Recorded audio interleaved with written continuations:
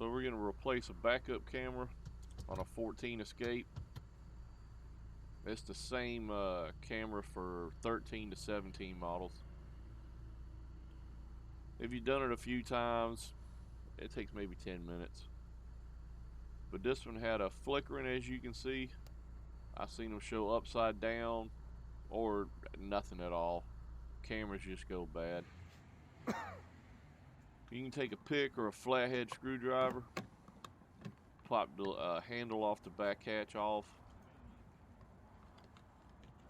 Takes a second, one-handed. It's pretty quick.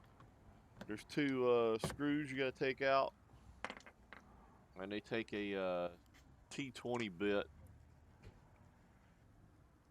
Some people call it a Torx bit or a torque bit, but it's a T20 is the size. There's back plastic cover off. It's just held in with clips. You just pop it off. Then you got these four little nuts you got to take off.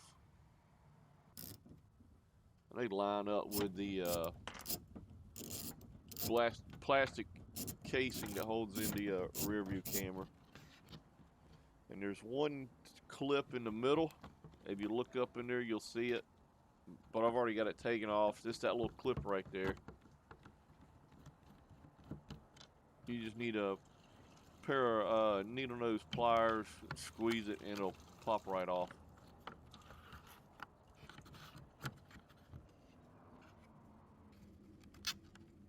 There's the camera.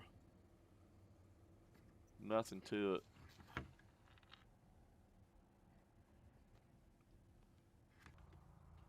Here's a new one. Come off of eBay for like $30 or $40. I think the dealer wants to charge like $400 or something like that.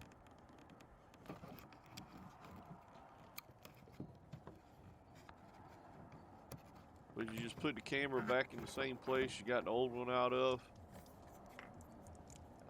This little plastic clip might give you a little trouble if you try to put it in upside down or something, but this is the correct way.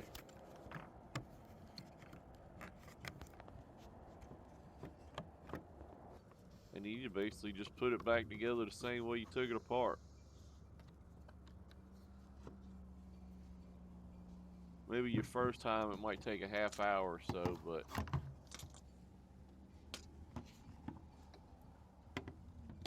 just line all the little clips and hold pins to the holes and push it back in. And of course, you'll put your four nuts you took off back on it.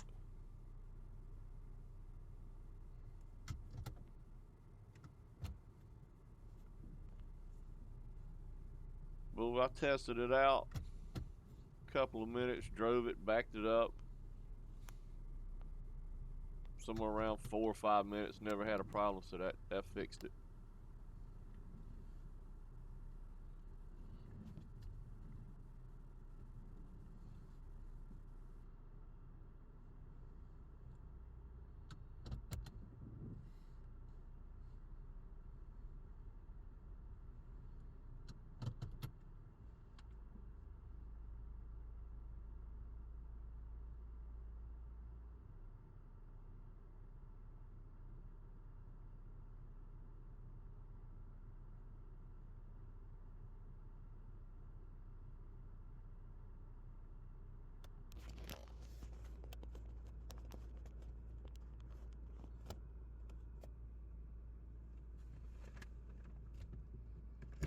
Third row seatbelt, I need to buy the whole thing or just part of it, or what it won't be fat back.